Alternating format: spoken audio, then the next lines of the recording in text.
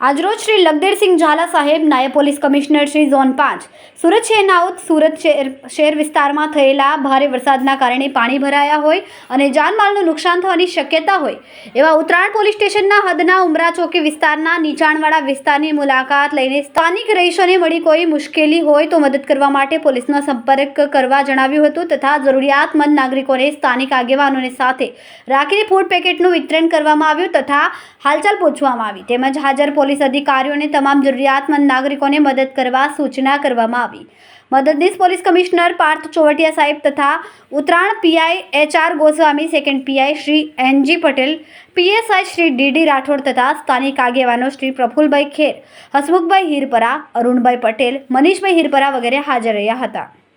Cameraman સેનલ Virani સાથે વિશાલ છેઠા, માનવ Prabha news, Surat. અમારા વિડિયોની નવી અપડેટ મેળવવા માટે સબસ્ક્રાઇબ કરો માનવ પ્રભા ન્યૂઝ ચેનલને,